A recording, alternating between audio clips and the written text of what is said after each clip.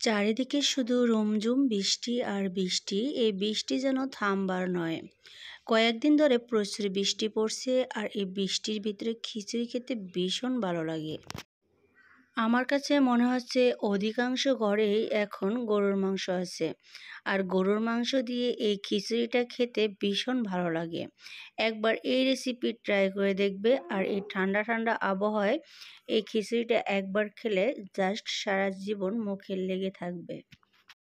গরুর মাংস, মুগ ডাল আর পোলার চাল দিয়ে একসাথে মিক্স করে এই ঝরঝরে খিচুড়িটা রান্না করার জন্য আমি যেই টিপস এখানে শেয়ার করেছি সেটা দেখার জন্য সম্পূর্ণ ভিডিওটি দেখতে হবে। তো চলো আর দেরি না করে রান্নার মূল প্রসেস শুরু করা যাক। রান্না করার জন্য এখানে আমি 1 কেজি চেয়ে একটু কম হবে গরুর মাংস নিয়ে নিচ্ছি, আর এটাকে একটু ছোট ছোট করে কাট করে নিচ্ছি, কারণ খিচুড়িতে গরুর মাংসটা ছোট হলেই খেতে ভালো লাগে। আর এখানে আমি কিছুটা মুগ ডাল আগে থেকে একটু কুসুম গরম পানিতে ভিজিয়ে রেখেছি, এতে করে ডালটা অনেকটা ফুলে যাবে এবং অনেকটা সফট হয়ে যাবে। আর এখানে আমি কিছু আস্ত গরম মশলা নিয়ে নিচ্ছি দারুচিনি, এলাচ, তেজপাতা, গোলমরিচ এবং একটু জয়ত্রী ফুল, আর হয়েছে স্টার মশলা। এখানে আমি স্বাদ মতো দিয়েছি লবণ, দিয়ে দিয়েছি 1 চামচ আদা বাটা, 1 চামচ রসুন বাটা এবং সামান্য একটু পেঁয়াজ বাটা। সব কিছু দিয়ে এভাবে করে চুলায় বসিয়ে একটু এভাবে আমি নেড়ে চেড়ে নিচ্ছি। আদা রসুনটা যখন সব মাংসের সাথে ভালোভাবে মিক্স হবে, আদা রসুনের খুব সুন্দর একটা ঘ্রাণ ছড়াবে, ওই পর্যায়ে আমি দিয়েছি 1 টেবিল চামচ ভাজা জিরের গুঁড়ো, 2-2.5 টেবিল চামচের মতো দিয়েছি হলুদ গুঁড়ো। এখানে আমি যেহেতু খিচুড়ি রান্না করব, হলুদের গুঁড়োটা একটু বেশি দেবো এবং মরিচের গুঁড়োটা কম দেবো, এতে করে খিচুড়ির কালারটা সুন্দর আসে এবং খেতেও ভালো লাগে। এই তো আমি হলুদটা ভালোভাবে মিক্স করে দেখে নিচ্ছি কেমন কালারটা হয়েছে। এরপর আমি 1.5 টেবিল চামচের মতো মরিচ গুঁড়ো দিয়েছি। আমি আগেই বলেছিলাম মরিচের গুঁড়োটা এখানে সামান্য দেব, কারণ এই খিচুড়িতে কাঁচা মরিচের ব্যবহারটা আমি বেশি করব। আর এখানে আমি একটু বেশি করে পেঁয়াজের কুচিটা দিয়ে দিচ্ছি, এতে করে গ্রেভিটা ঘন হবে আর মাংসটা খেতেও ভালো লাগবে। আর কিছুটা দিয়ে দিচ্ছি কাঁচামরিচ, সামান্য একটু পানি দিয়ে এবার এটাকে ভালোভাবে কষিয়ে নেব। মাংস থেকেও কিন্তু কিছুটা পানি বের হবে, সেই পানিতে অল্প আছে এই মাংসটাকে ভালোভাবে কষিয়ে নেব। এটা 50% মতো সিদ্ধ করে নেব। এই তো দেখতেই পাচ্ছ মাংসটা কিছুটা সিদ্ধ হয়ে গিয়েছে এবং পানিটা টেনে উপরে তেল ছেড়ে দিচ্ছে। এবার ভালোভাবে কষিয়ে নেব। এই তো ভালোভাবে আমি কষিয়ে নিচ্ছি। আর এটার সাথেই কিন্তু ডালটা সিদ্ধ করে নিতে হবে। আমি এখানে মাংসটা সিদ্ধ করার জন্য কিছুটা পানি দিয়ে দিচ্ছি। আবারও আমি রান্না করব কিছুক্ষণ, কারণ মাংসটা সিদ্ধ হতে আমার একটু সময়টা বেশি নিচ্ছে। বুঝে শুনে এখানে পানি অ্যাড করবে, এটা কিন্তু খিচুড়ির সাথেও আবার সিদ্ধ হবে, সেই বুঝে অ্যাড করতে হবে।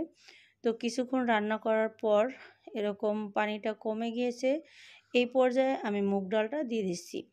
এই পর্যায়ে মুগ ডালটা দিলে কি হয়, মুগ ডালটা ভালোভাবে সিদ্ধ হয় এবং মুগ ডালের ভিতরে এই যে মাংস এবং মশলাটা ভালোভাবে ঢুকে। এটা কিন্তু পোলাওর চালের সাথে রান্না করলে মুগ ডালটা একটু শক্ত টাইপের থাকে, সেক্ষেত্রে খিচুড়িটা খেতে ভালো লাগে না। এবার আমি আবারও কিছুটা কাঁচামরিচ দিয়ে দিচ্ছি। এবার এটাকেও ঢেকে আমি কিছুক্ষণ রান্না করব পানিটা টেনে যাওয়া পর্যন্ত। তো এই তো দেখতেই পাচ্ছ এ পর্যায়ে কিন্তু আমার রান্নাটা হয়ে গিয়েছে, পানিটাও টেনে গিয়েছে। তো চুলার আঁচ একদম মিডিয়ামে রেখে আমি ওটাকে ঢাকনা দিয়ে ঢেকে দিচ্ছি। অপর চুলায় আমি খিচুড়ি বসিয়ে নিচ্ছি। এর জন্য আবারও প্যানে আমি তেল এবং পেঁয়াজ দিয়ে দিচ্ছি। তেল এবং পেঁয়াজটাকে একটু ভালোভাবে আমি ভেজে নেব।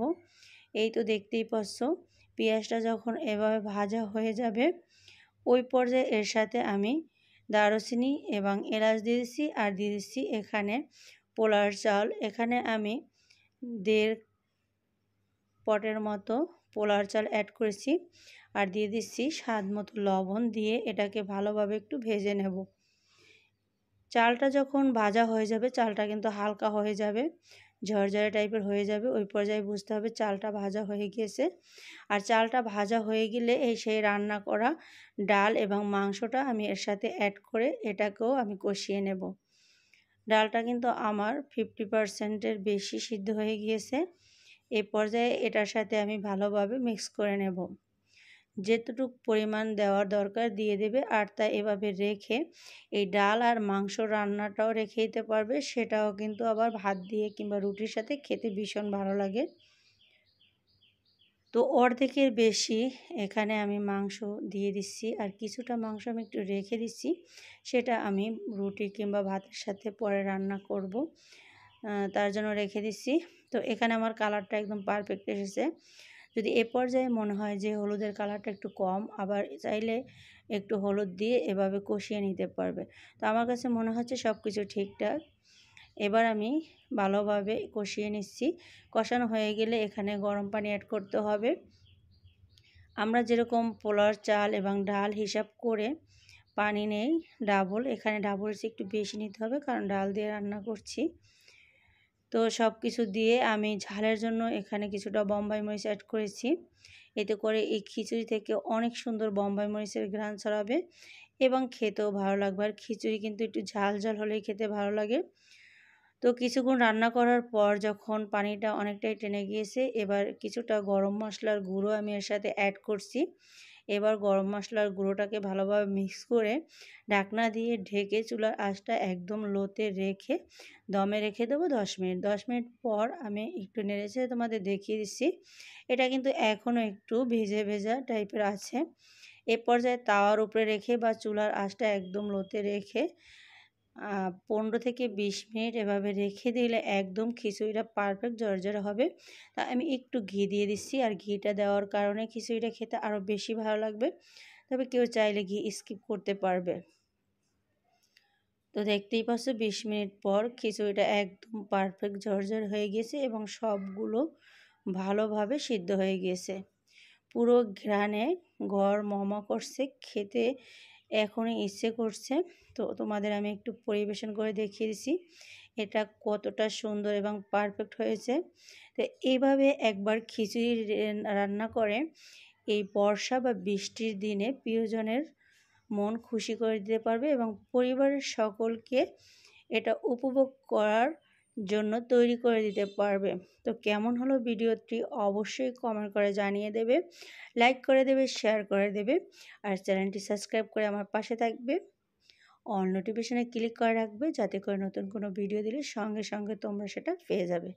দেখতেই পাচ্ছ মাংসটা কতটা সফট এবং সুন্দর হয়েছে।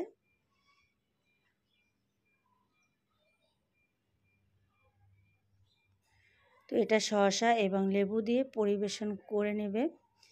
তো আজ এ পর্যন্ত, দেখা হবে অন্য কোনো ভিডিওতে। সেই পর্যন্ত ভালো থাকবে। আল্লাহ হাফেজ।